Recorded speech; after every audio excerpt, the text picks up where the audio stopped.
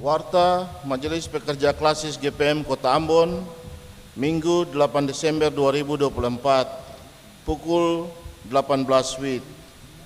Jemaat yang Tuhan Yesus Kristus kasihi, selamat sore dan shalom. Majelis Pekerja Klasis GPM Kota Ambon menyampaikan selamat datang bagi Bapak Ibu, Saudara-saudari, anak-anak di ibadah ini, khusus bagi yang baru pertama kali hadir di Gereja Maranatha. Kami menyambut kehadiran Bapak Ibu, Saudara-saudari, anak-anak dengan sukacita.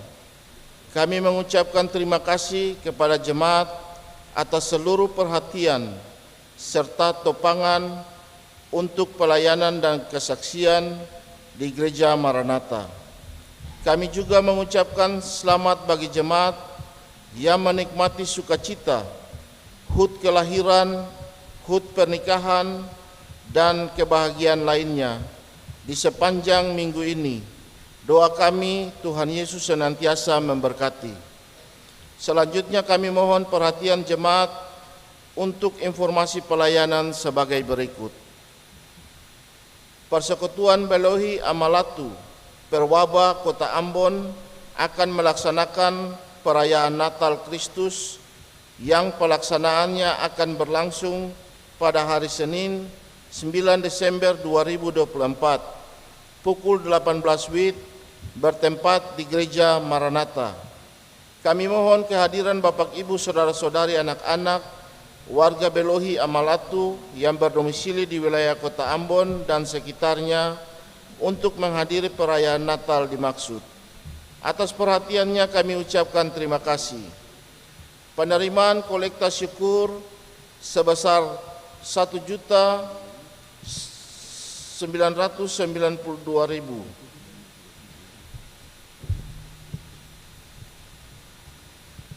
Persepuluhan sebesar 3.860.000 dan sarana fisik sebesar 2.290.000.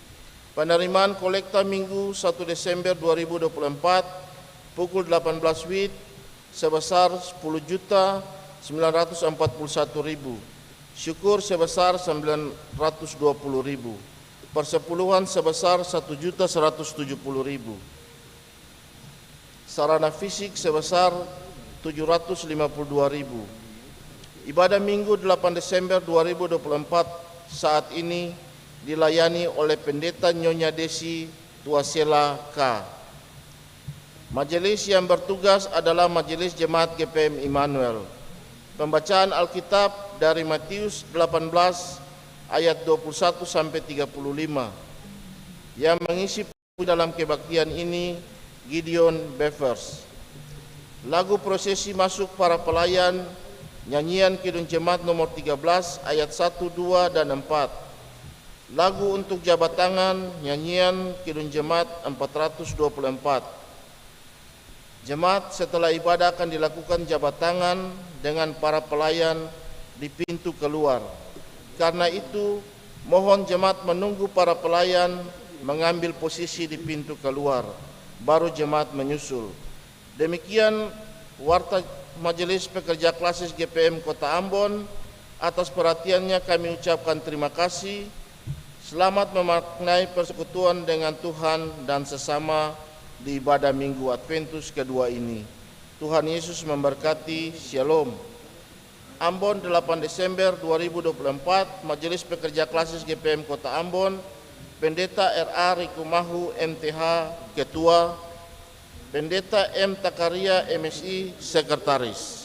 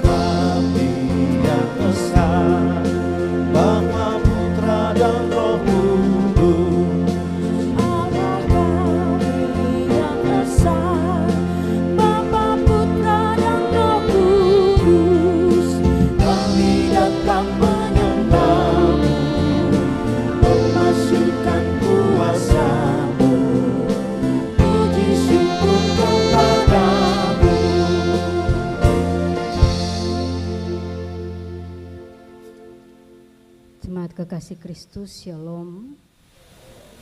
Kita akan memulai ibadah Adventus kedua di saat ini. Hanya oleh pertolongan Allah, Bapa Pencipta langit dan bumi, kasih Kristus Sang Penyelamat dan Roh Kudus, kita hidup dalam kasih dan pengampunan-Nya.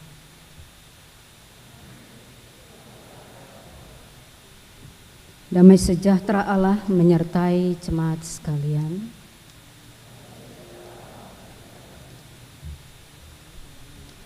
Kemudian datanglah Petrus dan berkata kepada Yesus, "Tuhan, sampai berapa kali aku harus mengampuni saudaraku jika ia berbuat dosa terhadap aku? Sampai 7 kali?" Yesus berkata kepadanya, "Bukan, aku berkata kepadamu, bukan sampai 7 kali, melainkan sampai 70 kali 7. Nats pembimbing kita bersumber dari Matius pasal 18 ayat 21 dan ayat yang ke-22.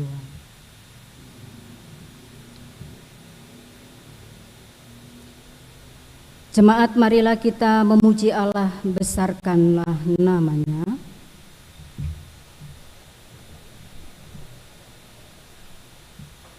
Allah adalah sumber kasih dan pengampunan dan tidak pernah meninggalkan umat-Nya.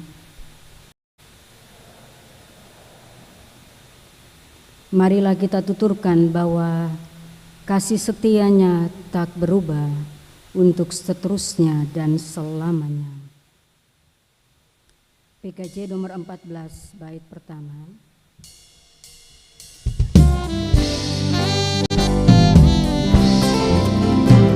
Nyanyikan kasih setia Tuhan selamanya, selamanya. Nyanyikan kasih setia Tuhan selamanya, nyanyikan selamanya.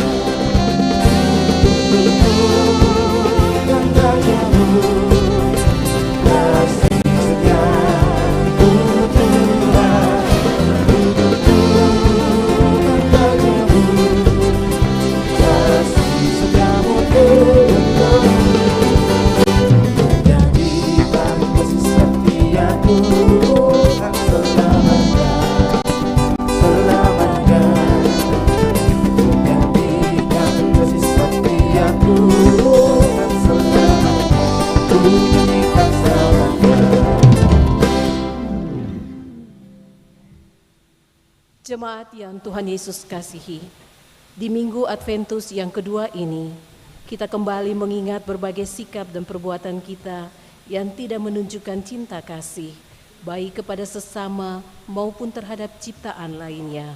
Marilah dengan penuh kerendahan diri, masing-masing orang secara pribadi mengakui dosa-dosa dan kelemahannya di hadapan Tuhan.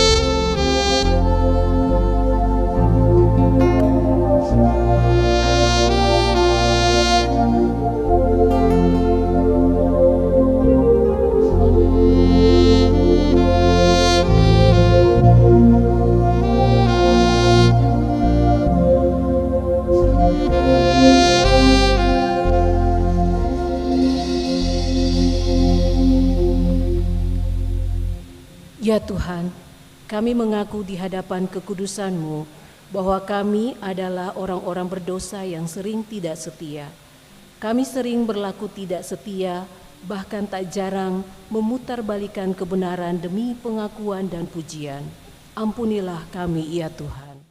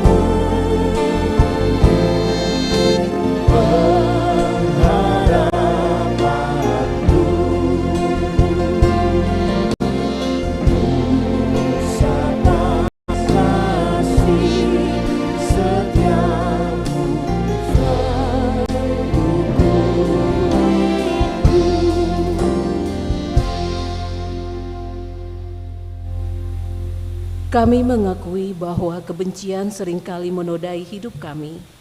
Hati kami masih sulit untuk saling mengampuni dengan sesama kami. Kiranya oleh pengasihan-Mu, kami beroleh pengampunan.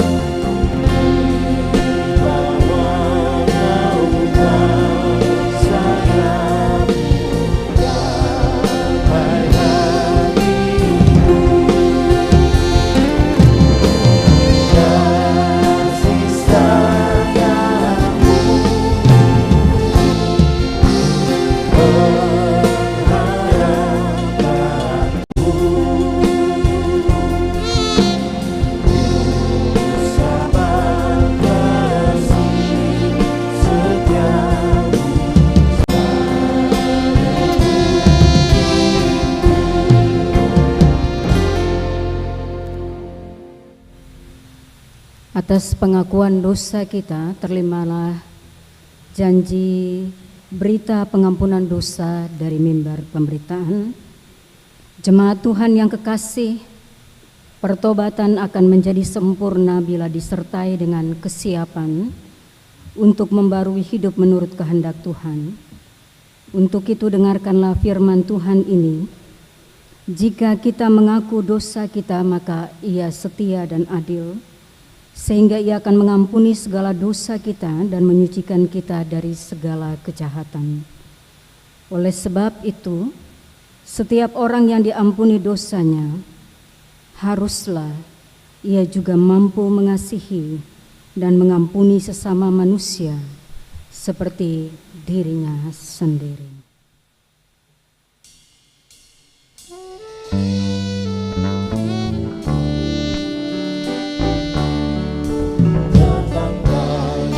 Sumber rahmat selaraskan hatiku menyanyi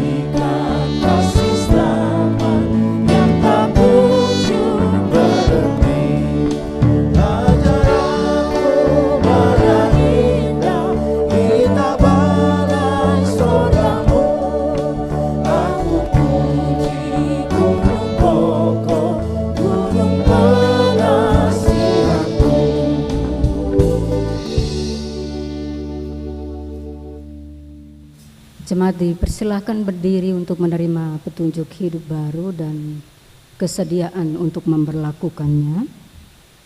Jemaat yang diberkati Tuhan, anugerah pengampunan dosa telah diberitakan. Oleh sebab itu, saudara-saudaraku yang kekasih, marilah kita saling mengasihi, sebab kasih itu berasal dari Allah, dan setiap orang yang mengasihi lahir dari Allah dan mengenal Allah. Pertama Yohanes 4 ayat 7 memperkatakan kepada kita.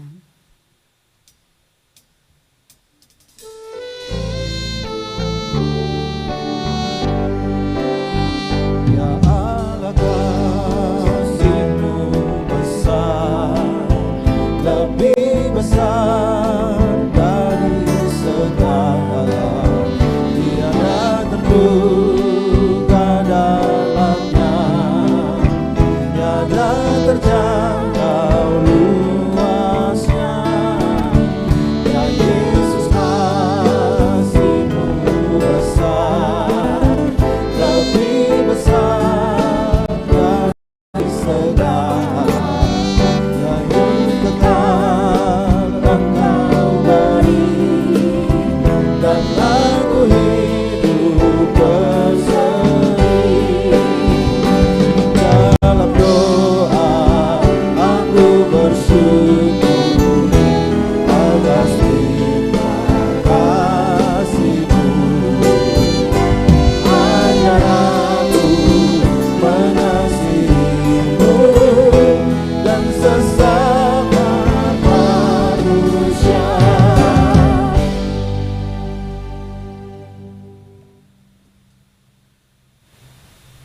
Dalam rangka memberi pemaknaan terhadap perayaan Adventus kedua, maka pemberitaan firman bersumber dari Matius 18 ayat 21 sampai 35. Jemaat disilakan untuk menyiapkannya. Ibu Bapak jemaat yang diberkati oleh Tuhan Yesus Kristus, dalam ibadah Minggu Adventus Natal yang kedua, sore hari ini kita akan sama-sama mendengar firman Tuhan yang terambil dari kitab Perjanjian Baru, Matius pasal 18 ayat 21 sampai dengan 35. Melalui pembacaan firman Tuhan, marilah kita sama-sama berdoa minta tuntunan Roh Kudus dalam pembacaan firman Tuhan. Kita berdoa. Bapa yang kekal kudus, kami datang menghadap hadirat kekudusan-Mu Tuhan, serta minta syukur dan terima kasih penyertaan Tuhan atas kami semua sehingga kami boleh hadir dalam ibadah pada sore hari ini Tuhan. Saat ini Tuhan kami akan membaca berita kebenaran-Mu Tuhan. Untuk itu kami mohon biarlah Tuhan mau curahkan Roh Kudus untuk kami, supaya firman yang hamba-Mu baca ini Tuhan, kami semua dapat mengerti dan akan nanti direfleksikan oleh pelayan Ibu Pendeta Ibu Desi Tuasela Tuhan. Biarlah menjadi kekuatan kami untuk kami memasuki usbu yang baru ini. Berfirman ya Tuhan Yesus, karena kami telah siap untuk mendengar. Dalam nama Tuhan Yesus Kristus kami berdoa kepada Bapa Yesus. Amin. Matius pasal 18 ayat 21 hingga 25 dengan judul Perumpamaan tentang Pengampunan. Kemudian datanglah Petrus dan berkata kepada Yesus, Tuhan, sampai berapa kali aku harus mengampuni saudaraku jika ia berbuat dosa terhadap aku? Sampai 7 kali? Yesus berkata kepadanya, bukan, aku berkata kepadamu, bukan sampai 7 kali, melainkan sampai 70 kali 7 kali. Sebab hal kerajaan surga seumpamanya seorang raja yang hendak mengadakan perhitungan dengan hamba-hambanya. Setelah ia mulai mengadakan perhitungan itu, dihadapkanlah kepadanya seorang yang berhutang 10.000 talenta. Tetapi karena orang itu tidak mampu melunaskan hutangnya, raja itu memerintahkan supaya ia dijual beserta anak istrinya dan segala miliknya untuk pembayar hutangnya. Maka sujudlah hamba itu menyembah dia, katanya, sabarlah dahulu, segala hutangku akan kulunaskan. Lalu tergeraklah hati raja itu oleh belas kasihan akan hamba itu, sehingga ia membebaskan dan menghapuskan hutangnya. Tetapi ketika hamba itu keluar, ia bertemu dengan seorang hamba lain yang berhutang 100 dinar kepadanya.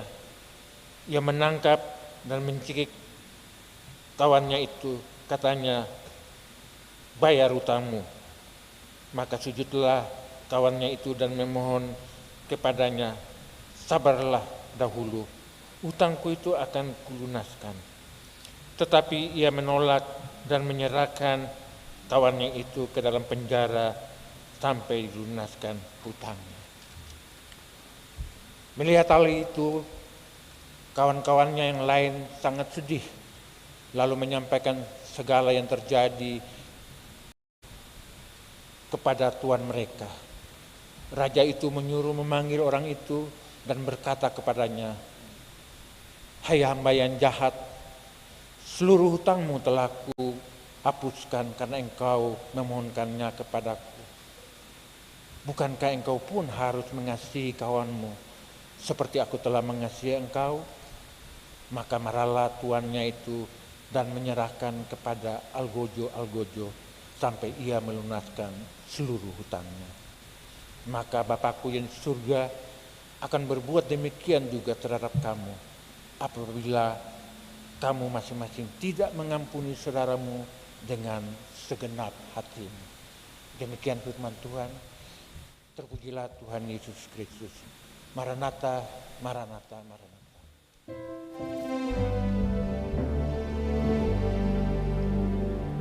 Maranatha, Maranatha, Maranatha.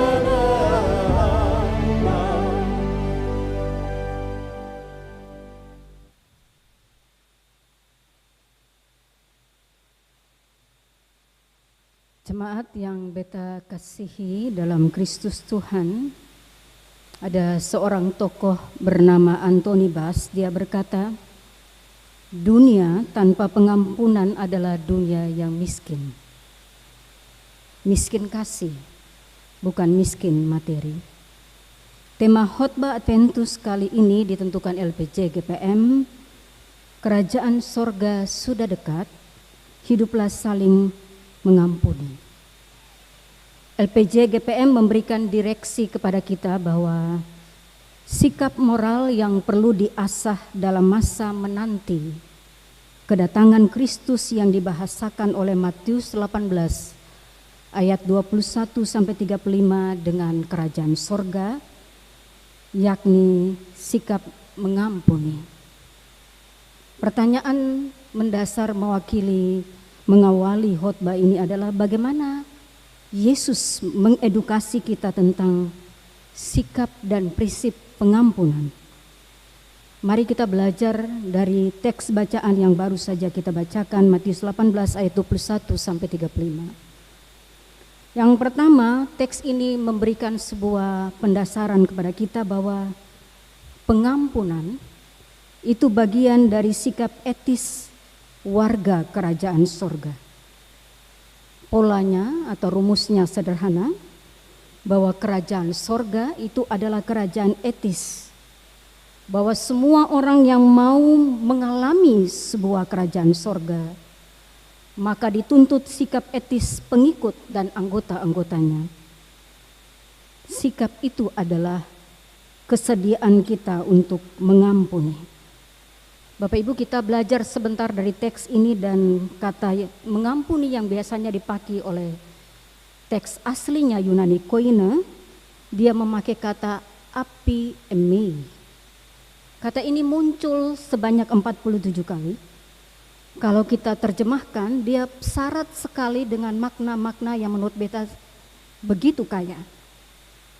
Kata ini diartikan melepaskan, mengirim pergi, membatalkan hutang, mengampuni, meninggalkan, sabar menghadapi, membiarkan, melemparkan, tapi juga kita mampu bertoleransi terhadap kesalahan orang lain. Teks ini memberikan syarat bahwa seseorang yang gagal mengampuni, maka orang itu tidak akan pernah mengalami dan bukan bagian dari kerajaan sorga.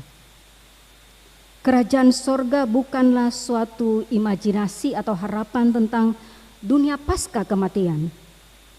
Tetapi kalau orang bicara tentang kerajaan sorga, itu sangat relate atau terhubung dengan pilihan dan komitmen sikap etis kita di masa sekarang. Tapi apa yang kita pilih sekarang itu berdampak kepada sesuatu yang akan kita tuai di masa mendatang. Kerajaan sorga, dia jauh atau dekat, kerajaan sorga ada atau tidak ada, tergantung kepada respon moral kita kepada orang yang bersalah dan kepada kesalahan orang lain. Sikap mana yang cenderung kita pilih? Kalau orang melukai hati kita atau melakukan kekerasan kepada kita, biasanya ada beberapa opsi yang kita biasanya pilih. Kalau orang bersalah kepada kita dan mungkin kesalahannya itu sangat berat dan fatal atau ekstrim, maka pilihan pertama terhadap kesalahan orang lain atau orang yang bersalah adalah judgmental attitude.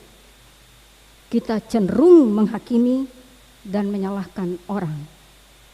Tapi ada opsi yang kedua kalau orang bersalah, yakni kesediaan kita menerima kesalahan itu, memaklumi kesalahan itu, dan bukan hanya menerima dan memakluminya. Kita dengan legowo, bahasa orang Jawa, dengan hati yang luas mengampuni orang itu.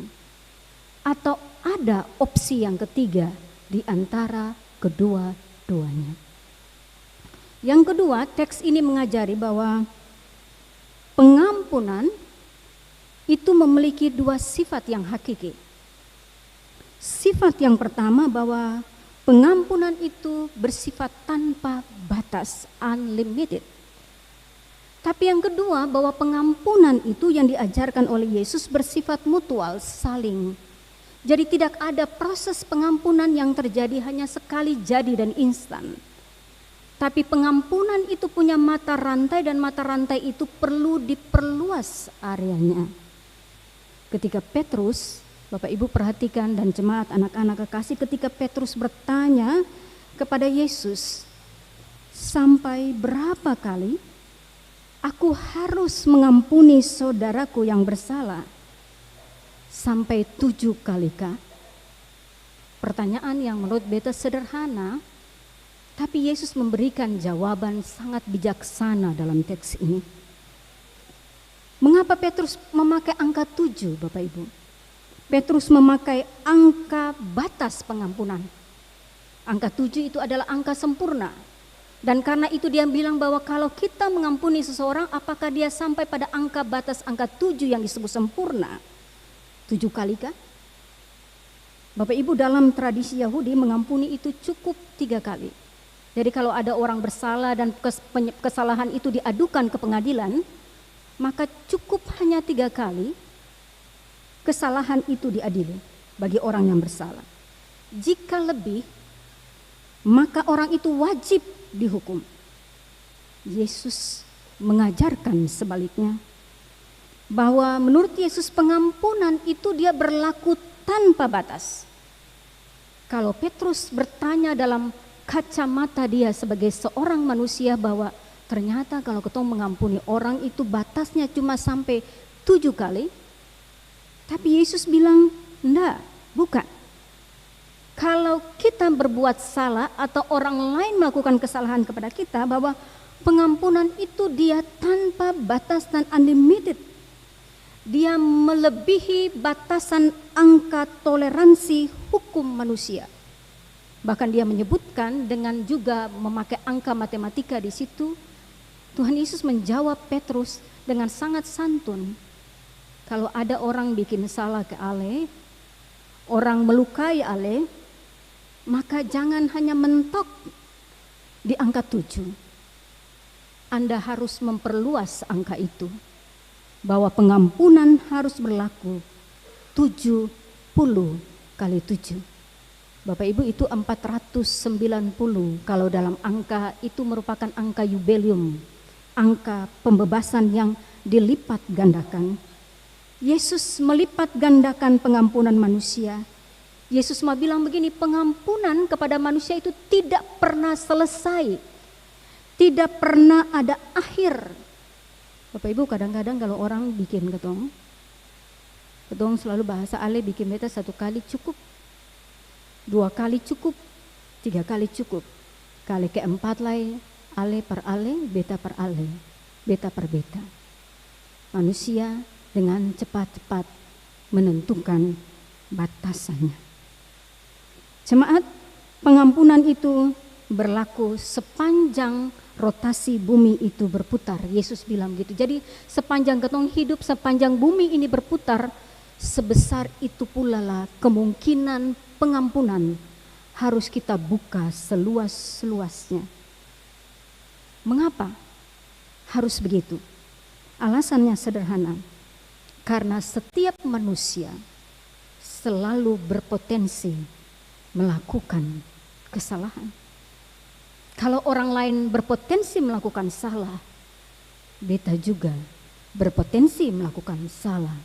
Karena itu berikanlah kesempatan pertama, kedua, ketiga, dan seterusnya kepada orang lain. Sifat yang kedua, Bapak Ibu, dari teks ini, dia menyebutkan bahwa pengampunan bersifat mutual, yaitu saling mengampuni. Yesus mengumpamakannya dengan mode mimetik, Bapak Ibu, dengan mimetik yang menurut beta mimetik yang sangat rendah, tentang perbedaan perilaku etis dari raja yang pemurah dan perilaku daripada pelayan bawahannya yang ternyata miskin kasih tapi juga miskin pengampunan. Bapak Ibu, beta baca narasi ini dan beta menemukan ada pembalikan narasi di sini. Pembalikan yang pertama dari narasi ini dikatakan bahwa ketika raja itu melakukan perhitungan dan dia menemukan ada hamba pertamanya berhutang, dan hutang itu dengan angka yang menurut beta sangat fantastis. Hamba pertama itu diampuni dengan jumlah hutang finansial yang sangat besar. Disebutkan dalam teks itu angkanya adalah 10.000 talenta. Bapak Ibu, 10.000 talenta itu kalau kita konversikan itu sama dengan 60 juta dinar. Karena mengapa? Pertimbangan hitungan uang pada zaman itu, di zaman Romawi, 600 talenta itu sama dengan 600 dinar itu sama dengan 1 talenta. Dan kalau itu dihubungkan dengan bagaimana penyelesaian hutang itu, maka disebutkan bahwa kalau ada orang berhutang, maka hutang itu bisa ditebus dengan orang yang berhutang, dia bisa bekerja sebagai budak.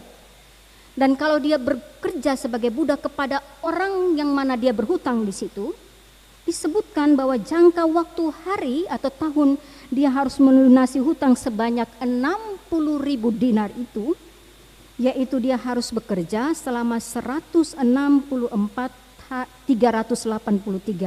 tahun kerja. Itu dalam tradisi Palestina.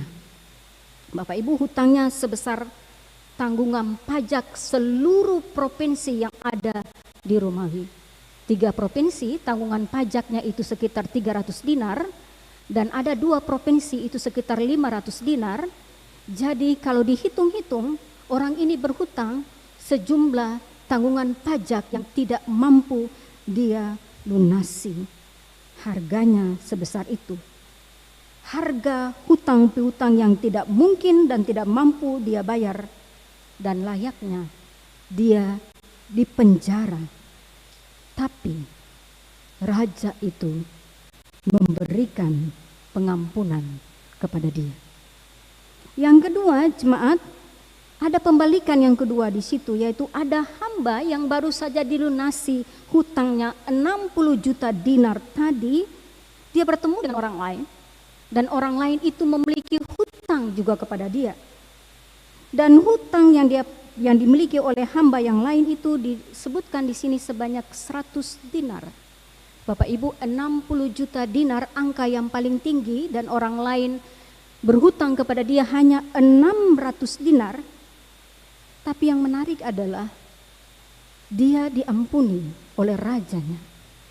Tapi sikap mengampuni itu tidak dia berikan kepada orang dengan angka hutang yang jauh lebih kecil di angka minimum. Ia menuntut pembayaran hutang dari rekan lainnya yang berhutang. Dan kalau dihitung bahwa sebenarnya orang yang berhutang itu cukup dia bekerja 100 hari dan hutang itu lunas. Tapi hamba kedua ini tidak pemaaf. Hamba kedua ini sangat kejam. Dia memakai standar moral yang tinggi kepada orang lain, tapi ia sendiri tidak mampu memenuhi standar yang dia tetapkan bagi dirinya sendiri. Apa pesan yang mau beta bilang di sini, Bapak Ibu? Kadang katong peka, katong kritis. Kalau dalam bahasa beta kadang-kadang ketong pu antene tajam dan mata ketong terbelalak untuk lihat kesalahan orang lain. Tapi kita tidak peka kepada kesalahan kita sendiri. Kita sangat kritis menilai salah orang, tetapi kita cenderung tidak kritis menilai dan melihat celah pada diri kita sendiri. Pembalakan yang ketiga, Bapak Ibu, pelayan pertama, apa yang telah dia buat setelah dia mengampuni tetapi dia tidak bersedia mengampuni orang lain, itu menjadi bumerang bagi dirinya sendiri. Dia dihukum. Hamba yang pertama ini dihukum bukan karena dia tidak mampu membayar hutang. Dia dihukum karena ketidaksediaannya mengampuni dan membebaskan hutang orang lain. Bapak Ibu dan beta, kalau ketong bersedia mengampuni orang lain, itu berarti kita menutup pintu pengampunan dari Tuhan untuk kita. Di dalam doa Bapa kami, Tuhan bilang, di dalam doa Bapa kami yang Tuhan ajarkan bilang begini, ampunilah kesalahan kami seperti kami mengampuni kesalahan orang lain. Jadi ketong hanya bisa mendapatkan pengampunan tergantung kepada kesediaan kita dan keleluasan hati kita mengampuni orang lain. Pengampunan itu butuh sikap saling dan silang. Sebagaimana Tuhan bersedia mengampuni kita, maka kewajiban kita adalah mengampuni orang lain. Bapak Ibu, teks ini mengajari bahwa mengampuni itu bukan opsional. Tuhan tidak pernah memberikan opsi kepada kita, alternatif bagi kita antara plan A, B, C, dan D.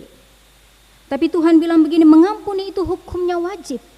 Tidak ada tawar-menawar di situ, tidak ada bargaining di situ. Dan karena itu Tuhan bilang kalau mengampuni tidak ada koma, tidak ada titik. Tapi kalau mengampuni ada koma dan seterusnya. Ada bahasa dan narasi selanjutnya yang harus kita ikuti. Kalau seseorang menentukan titik pada kata pengampunan, maka orang itu sebenarnya belum selesai dengan dirinya, tapi dia juga belum selesai dengan orang lain.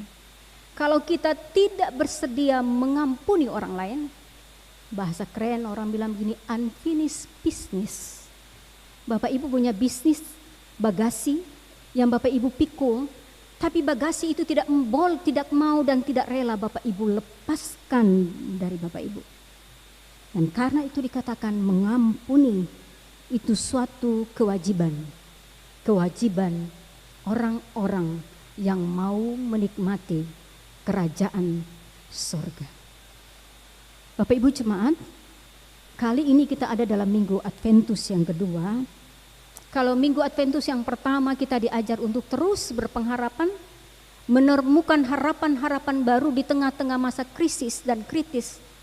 Tetapi di minggu Adventus yang kedua ada sebuah suara kenabian yang dititahkan dari mimbar, yaitu bahwa sikap yang paling rasional dan sikap yang paling bermoral yang perlu kita hidupkan bagi diri kita, bagi istri, bagi suami, bagi anak-anak, bagi keluarga, bagi rekan-rekan kerja kita, kolega-kolega kita, tetangga kita, atau siapapun itu, kita wajib menumbuh kembangkan habitus mengampuni.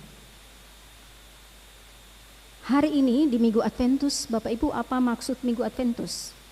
Adventus itu adalah dari tata liturgi gerejawi, itu merupakan hari raya pertama dari seluruh perayaan gerejawi Kristen.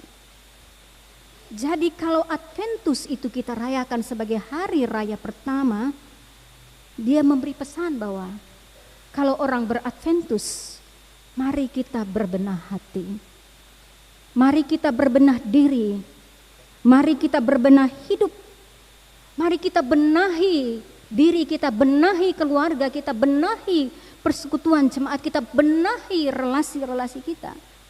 Supaya ketika kita memasuki momentum Natal, maka yang kita masuki dengan hati yang bersih, dengan tidak membawa, ada istilah keren bilang, tidak membawa dark psikologi, tidak membawa energi negatif pada saat perayaan Natal. Beta memberikan pesan bahwa pertama Bapak Ibu, ketika orang mengampuni, orang harus memiliki sikap bersedia memberi. Mengampuni adalah sikap seseorang membebaskan orang lain dari penghakiman pribadi. Kalau beta bilang begini, berarti Bapak Ibu dan anak-anak berpikir apakah itu pertanda bahwa ketong harus tolerir dan berkompromi dengan orang lain punya salah? Tidak. Dengan sikap bersedia memberi pengampunan, kita belajar untuk bertindak tidak menjadi hakim atas orang lain. Tapi kita belajar pertama-tama menjadi hakim untuk diri kita sendiri. Pengampunan itu merupakan standar hidup Kristiani yang paling tertinggi. Persoalannya, kadang-kadang kita menuntut agar diampuni, tapi kita sendiri tidak bersedia dan tidak mampu untuk mengampuni. Kedua, Bapak Ibu, dia bilang bahwa mengampuni itu butuh sikap menerima, take and give. Kalau ketong beri, ketong juga harus menerima. Menerima untuk apa? Menerima untuk menyesal dan memberi hidup mengalami pertobatan. Orang yang mengampuni dan orang yang diampuni tidak boleh mengulang kesalahan yang sama. Tapi dia harus belajar untuk membiarkan dirinya ada dalam iklim pertobatan. Pengampunan harus diikuti dengan pertobatan. Bapak Ibu, ada banyak orang yang bilang begini, misalnya kalau dia pun suami berselingkuh, istri berselingkuh, anak-anak bikin sembai, lalu ketong berpikir begini, ada kadang-kadang seorang suami tidak tahan dengan kelakuan istrinya, ada juga seorang istri tidak tahan dengan kelakuan suaminya. Apalagi kalau kelakuannya itu berulang dan secara manusiawi kita tidak mampu lagi menolerinya. Tapi hari ini kita diajarkan bahwa pengampunan itu masih perlu kita hidupkan kepada siapa saja dalam waktu di mana saja kita berada. Bapak Ibu dan beta mengampuni kita sementara menaikkan level spiritualitas kita. Itulah bukti bukan bukti dari kelemahan kita. Bapak Ibu jangan berpikir kalau kita mengampuni orang lain lalu kita lemah dan kita kalah. Tidak. Orang yang mengampuni, dia menunjukkan dia jauh lebih kuat daripada orang lain. Mengampuni membuka jalan pembebasan untuk diri kita, tapi juga membebaskan orang lain. Mengampuni diri sendiri berarti kita memproses luka-luka batin kita, akar pahit di dalam diri kita. Bapak Ibu Banyak orang tidak mengampuni dan itu menjadi akar pahit. Dan akar pahit itu tidak pernah selesai dengan dirinya. Dan Bapak Ibu tahu banyak orang perempuan yang terkena penyakit kanker. Dan kalau Bapak Ibu telusuri semua orang perempuan yang terkena penyakit kanker dari hasil survei itu adalah perempuan-perempuan yang tidak bisa menyuarakan akar pahit pada dirinya. Dia memendamnya sendiri dan itu merusak tubuhnya. Sel-sel kanker itu semakin beregenerasi di dalam tubuhnya karena akar pahit demi akar pahit dia simpan. Bapak Ibu kalau mau sehat, jangan simpan akar pahit. Kalau Bapak Ibu merasa bahwa orang melukai kita dan kita perlu bicarakanlah itu kepada orang lain. Supaya Bapak Ibu sehat dan orang lain juga sehat. Kita perlu memproses luka batin dan akar pahit itu perlu ditarik keluar daripada kita. Kalau lingkungan itu adalah lingkungan yang toksit dan kita tahu bahwa saya bergaul dengan orang-orang yang toksit, saya ada dalam lingkaran yang toksit, jangan pilih tinggal di tempat itu. Bapak Ibu harus memutuskan keluar dari lingkungan yang toksit, keluar dari persahabatan yang toksit dan menyatakan bahwa saya ingin bebas. Bapak Ibu, pengampunan berarti kita mengubah energi yang negatif menjadi energi yang positif. Ketika kita mengampuni orang lain, kita membuka pintu untuk merangkul ketidaksempurnaan orang lain, tapi juga ketidaksempurnaan diri kita sendiri. Bapak Ibu, ada satu ilustrasi mengakhiri khotbah ini. Ada satu cerita berupa kisah pembunuhan yang menganiaya keluarganya. Prajurit itu sekarat Bapak Ibu. Bapak Ibu, kalau ukuran seorang manusia, dia mungkin tidak akan mengampuni prajurit ini. Karena sudah membunuh ayah, ibunya, membunuh semua saudara-saudaranya, bahkan saudara-saudara perempuannya itu diperkosa. Tapi apa yang dibuat oleh perempuan ini? Perempuan ini merawat prajurit itu yang tadi sekarat sampai sembuh. Setelah sembuh, dokter itu memberitahukan bahwa perawat ini yang menyembuhkan dia. Prajurit itu bertanya kepada perawat itu, apakah kita pernah berkenalan sebelumnya? Sepertinya saya pernah melihat engkau sebelumnya. Beta pernah lihat Ale. Lalu dia bilang, mengapa? Dia cuma menjawab, mengapa kamu tidak membunuh saya? Kamu punya kesempatan untuk membunuh saya. Tapi dia menjawab, saya adalah pengikut Yesus dan Yesus mengajari saya, kasihilah musuhmu. Pengampunan adalah harga mati orang Kristen. Pengampunan itu berat dan susah, tapi kita harus rela melakukannya karena itu ciri dan identitas kita. Pengampunan sama dengan kekristenan. Selamat Adventus kedua, selamat mengampuni dan selamat menikmati kerajaan surga dari kesediaan kita mengampuni. Amin.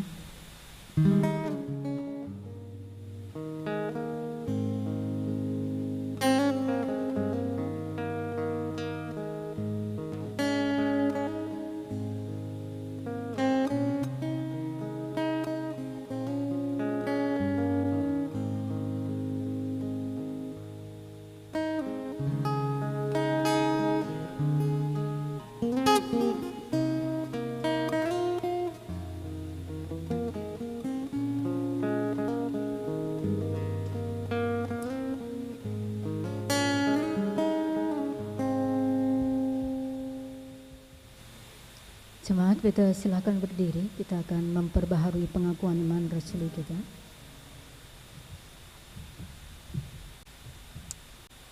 Bersama-sama semua umat percaya pada segala abad dan tempat, marilah kita mengikrarkan Akan pengakuan iman rasuli kita dengan satu hati satu suara kita berkata demikian. Aku percaya kepada Allah Bapa yang Maha Kuasa langit dan bumi, dan kepada Yesus Kristus anaknya yang tunggal Tuhan kita, yang dikandung daripada Roh Kudus, lahir dengan darah Maria, dan minta di bawah pemerintahan Pontius Pilatus, disalibkan, mati dan kuburkan, turun ke dalam kerajaan maut, pada hari yang ketiga bangkit keluar dari antara orang mati, naik ke surga, duduk sebelah kanan Allah Bapa yang Maha Kuasa, dan akan turun di sana untuk menghakimi orang hidup dan mati. Aku percaya kepada Roh Kudus, gereja bersama, persekutuan orang kudus, pengampunan dosa, kebangkitan daging dan hidup yang kekal. Amin. Jemaat silakan duduk. Beta persilahkan solois dari Bung Gideon Bevers, disilakan.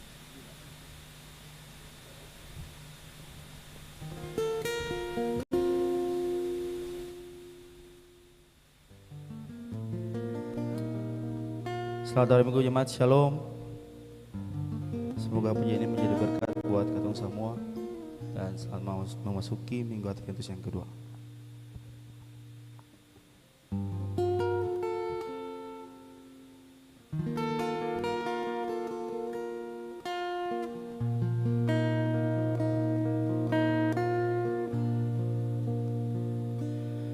Yesus kau kebenaran yang menyelamatkanku, kau memberikanku hidup dan pengharapan.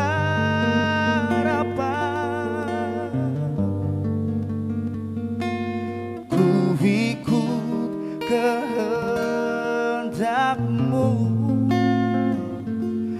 ku perlu anugerahmu, ku nyatakan janjiku kepadamu.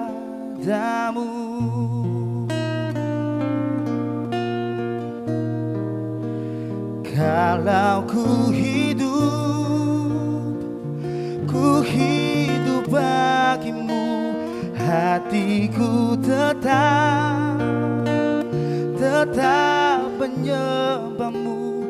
Dunia tak bisa menjauhkanku dari kasih-Mu.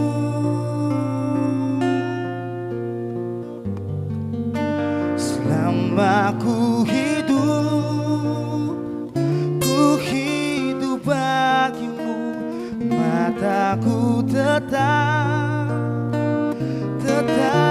memandangmu. Dunia tak bisa menjauhkanku dari kasih-Mu.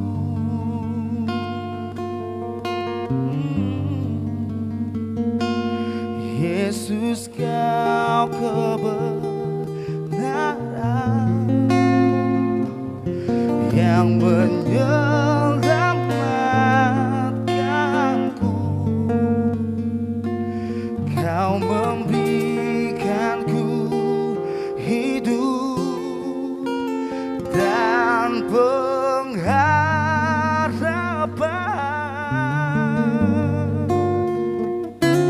Ku ikut kehendakmu, ku perlu anugerahmu, ku nyatakan janjiku kepadamu.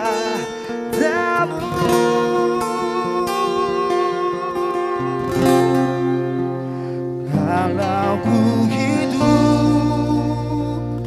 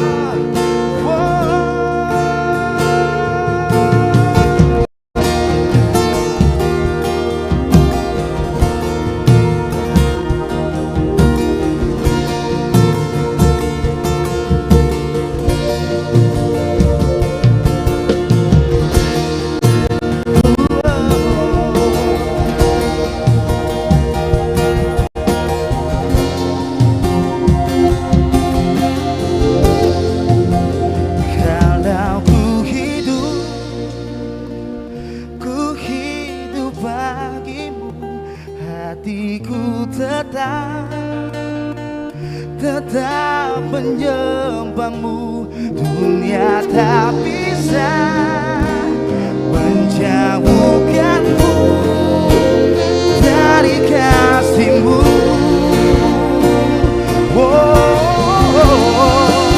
Selama ku hidup bagimu, mataku tetap memandangmu.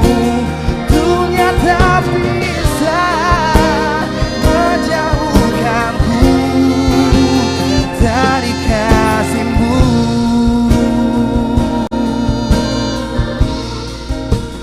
Dunia tak bisa menjauhkanku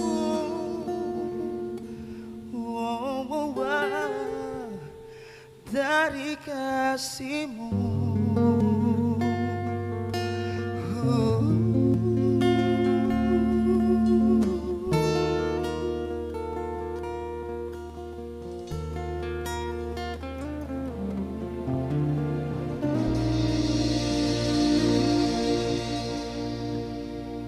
Terima kasih untuk pujiannya.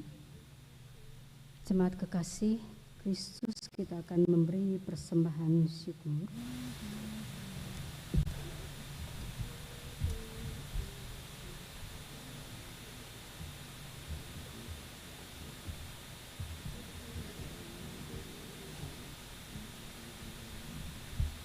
Saudara-saudari, marilah kita memberikan persembahan syukur kepada Allah. Sambil memberi persembahan, ingatlah pesan Alkitab. Sebab jika kamu rela untuk memberi, maka persembahanmu akan diterima. Kalau persembahanmu berdasarkan apa yang ada padamu, bukan berdasarkan apa yang tidak ada padamu.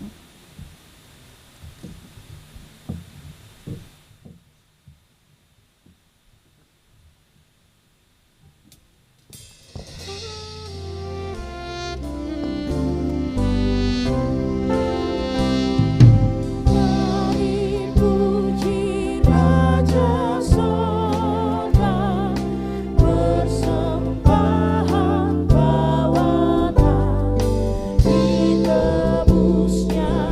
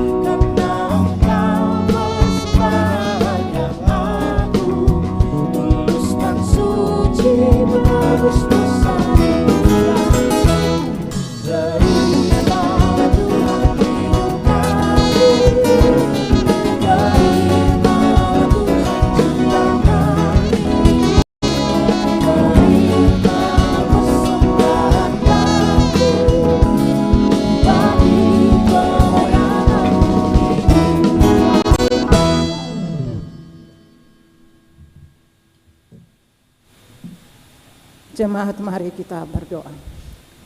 Ya Allah, ya Tuhan kami, di dalam kebaktian Minggu Adventus yang kedua ini, kami sudah boleh memberikan persembahan-persembahan syukur yang kami bawa dari kehidupan rumah-rumah tangga kami.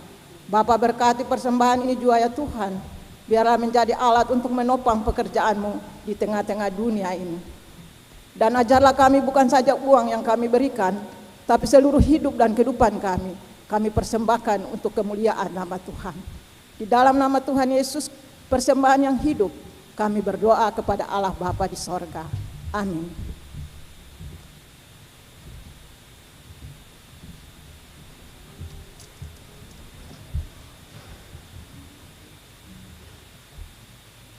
Jemaat Tuhan, mari kita masuk dalam syafaat kudus kita yang akan diakhiri dengan mengucapkan doa Bapa kami secara bersama. Mari kita berdoa. Kami bersyafaat kepada ketritunggalan Allah sebagai Bapa, Ibu, Anak, dan Roh Kudus yang menghadirkan kuasa dan kebesaran-Mu melalui perayaan Minggu Adventus kedua. Hari ini Tuhan mengajari kami bahwa kami akan mengalami dan menikmati kerajaan sorga jika kami rela dan ikhlas memiliki sikap mengampuni diri sendiri, mengampuni sesama, tapi juga sikap untuk rela berbagi kehidupan dalam kasih dan kebaikan. Kami bersyukur karena Tuhan telah mengantar kami memasuki tepian waktu ini dengan berbagai pengalaman dan dinamika kehidupan yang kami jalani. Ungkapan syukur karena keberhasilan hidup, ungkapan syukur karena pertambahan 1 tahun usia, promosi jabatan dan kehidupan kami yang telah Tuhan izinkan melewati masa-masa yang sulit dan berat dalam hidup ini. Terpujilah nama Tuhan dari kekal sampai kekal. Kami sekarang di hadapan hadirat Tuhan meminta biarlah kuasa pengampunan Tuhan terjadi atas kami yang berdosa ini. Karena kami berpotensi untuk melakukan dosa selama kami bernafas. Biarlah dengan kuasa pengampunan Tuhan kami dijadikan sebagai ciptaan baru di dalam Engkau. Dan kami mohon kekuatan rohani dan batin dari pihak Tuhan menjalani kehidupan sepanjang Minggu Adventus yang kedua ini. Biarlah ini momentum di mana kami berbenah hati, berbenah diri, berbenah keluarga, dan berbenah persekutuan jemaat kami. Diberkatilah kami dengan semua usaha dan kerja kami. Diberkatilah anak-anak kami dari janin dalam kandungan sampai orang tua yang beruban putih. Dalam tumbuh kembang mereka supaya mereka mengenal jati diri mereka, mengenal tumbuh kembang mereka, tapi terutama mereka mengenal siapa Tuhan. Kami berdoa bagi anak-anak remaja kami supaya Tuhan memberkati, karena remajaan mereka menjadi sebuah tunas yang bersinar terang bagi banyak orang. Semua orang muda dengan kreativitas dan produktivitas mereka diberkati. Bagi setiap orang tua yang punya tanggung jawab untuk menghidupkan ilmu parenting, mengasuh, mendidik anak-anak menjadi orang-orang yang berkualitas di dalam Tuhan, diberkatilah kami dengan roh dan wibawa Rasul-Mu. Bagi kami yang lanjut usia, diberkatilah kami supaya kami tetap menjadi orang yang memberikan keteladanan yang baik bagi generasi-generasi kami. Berkatilah kami dalam kerukunan keluarga dan persaudaraan yang kami bangun dalam keluarga kami. Kami minta Tuhan membuka peluang dan jalan berkat yang tidak berkesudahan bagi kami. Kami percaya bahwa janji berkat Tuhan tercurah bagi setiap orang yang berkeputusan merawat persaudaraan yang rukun dalam keluarga mereka. Kami berdoa di kesempatan ini bagi pelayanan gereja-Mu di Klasis Kota Ambon yang mewadahi semua jemaat yang ada di dalamnya. Diberkatilah pimpinan Klasis, diberkatilah pimpinan jemaat, berkatilah penatua diaken, semua unsur kepelayanan yang Tuhan pakai pakai, mereka yang Tuhan utus dan pilih sebagai orang-orang yang termasuk dalam angka pilihan dan terpilih, maupun juga terpanggil. Diberkatilah semua pelayan Tuhan dengan wibawa rasulimu, supaya kekuatan perluan rasuli itulah yang membuat setiap pelayan Tuhan menjadi orang yang tidak pernah mengalami kegersangan spiritualitas, tetapi kami semua disegarkan dengan pimpinan roh dan hikmat-Mu, memberikan topangan doa kepada jemaat dan berkat, tapi juga tidak berhenti untuk menopang mereka dengan memberikan ajaran-ajaran rasuli yang benar dan bernutrisi untuk pertumbuhan kualitas moral daripada umat ini. Kami berdoa semoga semua program dan agenda gerejawi yang dilakukan di akhir tahun ini, khusus dalam masa Adventus sampai perayaan Natal dan nanti menjelang tahun baru, kami serahkan kepada Tuhan supaya itu dimaknai dengan penuh kekusukan dalam kasih karunia Tuhan yang besar. Kami berdoa bagi bangsa dan negara kami, semua orang yang Tuhan pakai pada lembaga legislatif, yudikatif maupun eksekutif, berkatilah mereka semua sebagai alat di dalam tangan kasih Tuhan untuk menghadirkan shalom Allah kepada bangsa dan negara kami.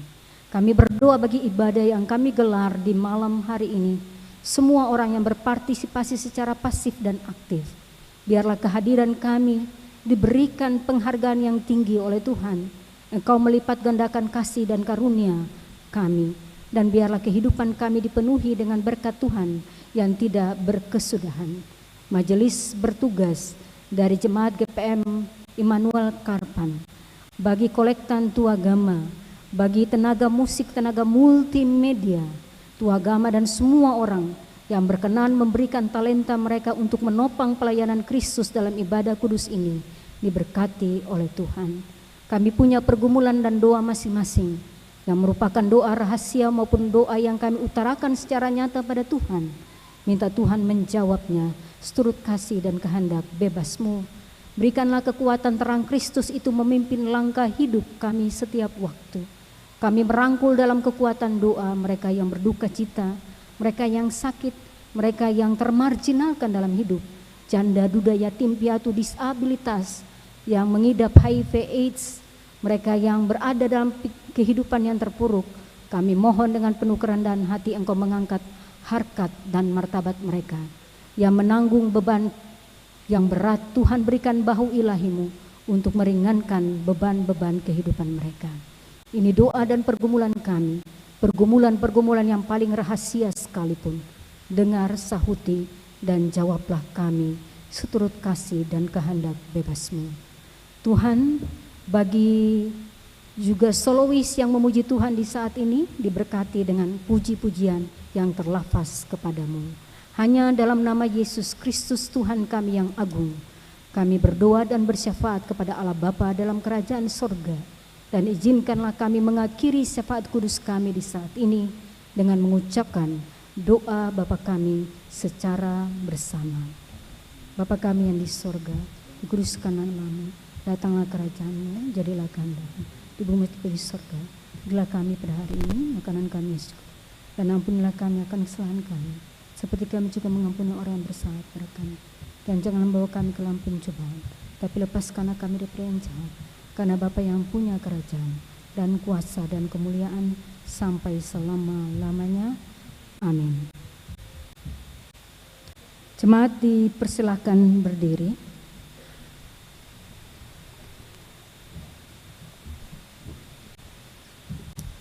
Jemaat yang dikasihi Tuhan, ibadah Minggu Adventus kedua ini akan segera usai, namun tugas kesaksian sebagai saksi-saksi Kristus akan tetap kita lakukan. Untuk itu jemaat pergilah dengan sukacita, laksanakan tugas menjadi saksi Kristus di tengah-tengah kehidupanmu, wartakan damai dan cinta kasih Tuhan dalam menantikan kedatangannya.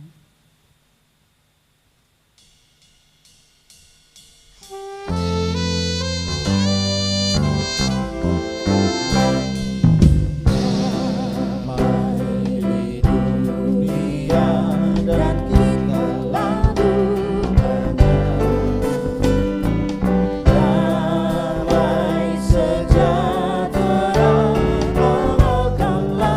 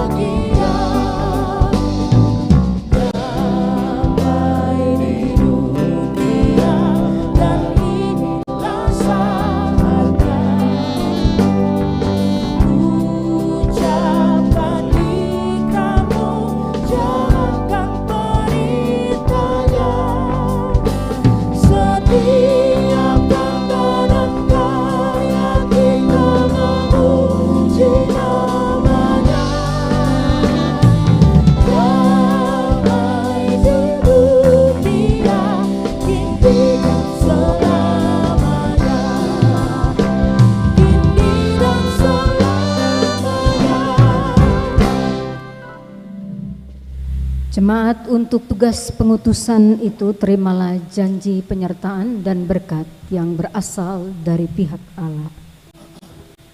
Tuhanlah penjagamu, Tuhanlah naunganmu di sebelah tangan kananmu. Matahari tidak menyakiti engkau pada waktu siang, atau bulan pada waktu malam.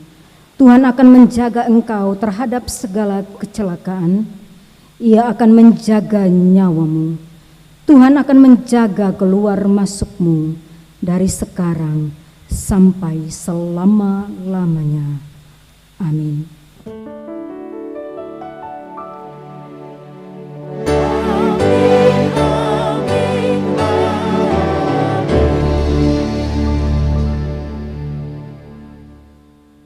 Pada selesai, jemaat silakan duduk untuk doa syukur.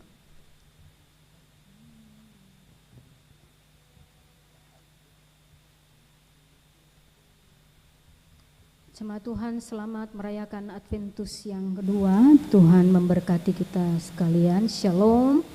Kita bisa beramah-tamah dengan berjabat tangan satu dengan lainnya.